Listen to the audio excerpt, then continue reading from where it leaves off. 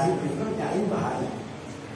Ya, saya walaupun nggak saya utarakan gini, nah ini anak-anak kecil buat sih, ya, oh iya, untuk kita saling mengenal, untuk kita bisa saling mengetahui, bukan untuk mencampur adukkan. Nah ini harus saya bawahi. Kalau umpamanya yang tadi salam dalam tahiyat, assalamualaikum warahmatullah, assalamualaikum warahmatullah, itu memang nggak boleh dicampur adukkan. Jangan assalamualaikum warahmatullah, oh alhamdulillah. Nah itu nggak boleh. Jangan paham ya. Jadi kalau salam dalam konteks ibadah, ya memang nggak boleh dirubah-rubah. Tapi kalau salam kaitannya kita menjaga Nusantara, jadi harus dibedakan antara salam ibadah dengan salam budaya. Itu saya hanya pancingan aja.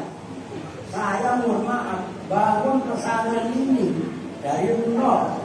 Yang terlibat bangun adalah orang Katolik, no Pak Santo. Termasuk mohon maaf, ini ngomong. Udah pada makan belum? Benar nih? Yang sampean makan tadi itu salah satu yang masak itu adalah orang Katolik, jemaat aktif gereja Serpadiyo. Satu bukan seragam, tapi kekuatan yang sebenarnya adalah bagaimana kita bisa menyatukan dari yang berbeda-beda. Itulah PPNU. P-nya Pancasila, B-nya Bhinneka Tunggal Ika, N-nya NKRI, U-nya Undang-Undang Dasar 45.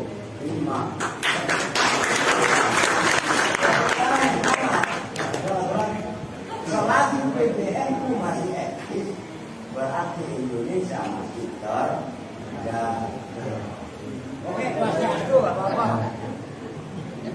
Saya senang kalau berkumpul seperti ini karena kita ini saudara. Kita ini walaupun berbeda keyakinan, tetapi kita merasa sama karena kita menghirup udara yang sama, ya, tinggal di bumi yang sama. Pemimpin Gereja Katolik Paus Fransiskus bersama dengan Imam Besar Al-Azhar dari Mesir menandatangani kesepakatan surat yang berjudul Fratelli Tutti. Kita semua saudara satu rumah bumi ini yang harus kita jaga bersama-sama, karena bumi ini bukan milik kita. Yang harus kita wariskan kepada anak cucu kita. Kalau kita tidak menjaganya sekarang, nanti kasihan anak cucu kita. Ya. Ada buku yang bagus, saya lupa penulisnya, tapi judulnya The World 2050, Dunia tahun 2050. Isinya mengerikan tentang bagaimana susahnya air, bagaimana ada sekian juta kubik sampah setiap hari dari seluruh dunia.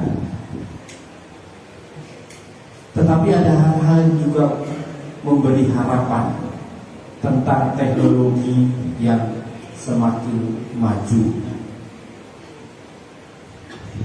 Kemarin waktu 2-3 hari yang lalu ada pertemuan para kepala negara yang tergabung dengan G7.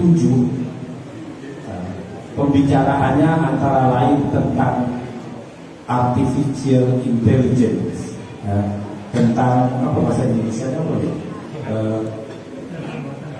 Artificial apa?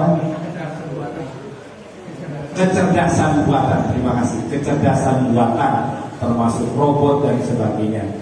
Nah, hadir di situ juga Paus Fransiskus, dia mengatakan itu semua baik untuk dunia, tetapi harus dipakai dengan etika yang baik. Nah, kiranya perjumpaan kita seperti ini adalah membangun etika yang baik, etika persaudaraan, etika persahabatan demi kedamaian dunia. Rasanya kan damai duduk di sini makan sate sama makan gulai yang enak sekali tadi itu. Saya tidak tahu kambingnya dari siapa sih Pak kemarin.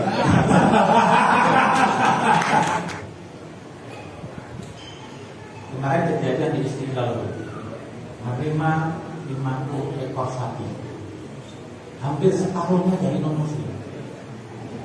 Itu saya tidak pernah mengira ada nilai-nilai apa ya, spiritual, ada nilai persaudaraan. Saya udah capek di anak ini kalau hanya ada isu-isu permusuhan, caci maki permusuhan. Dan ini datang dari Istiqlal, malah dapat nasihatnya dari non muslim. Memang kebanyakan tuh nabi itu datang dari sosok yang minoritas. Kadang kita ini yang mayoritas itu suka lupa. Dari non muslim memberikan sampai 22 sapi dimakan. Di situ juga ada dari katedral. Maka tentang pengorbanan hewan ini bukan hak paten umat Islam. Sebenarnya ada di semua kitab suci. Dikatakan situ persembahan hewan itu untuk menebus dosa. Kalau nggak salah di Alkitab itu di Imamat berapa lupa, saya pernah baca.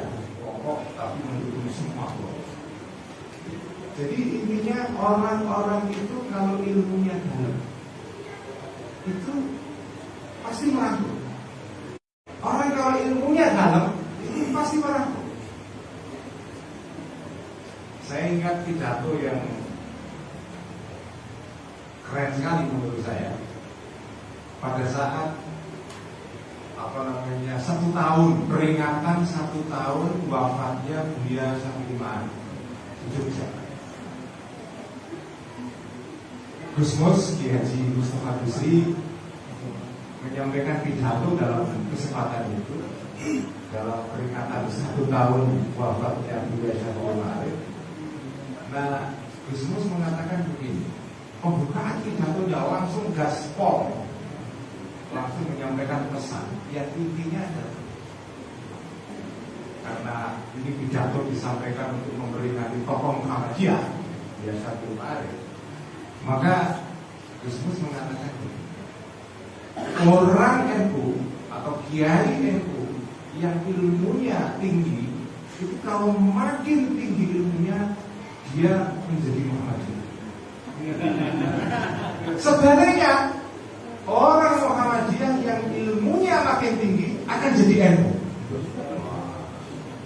Jadi kalau NU makin tinggi ilmunya jadi Muhammadiyah, kalau Muhammadiyah ilmunya makin tinggi akan jadi NU. Apa makna dari statement ini? Maknanya adalah orang itu kalau ilmunya sudah tinggi itu bisa memahami orang lain dengan baik.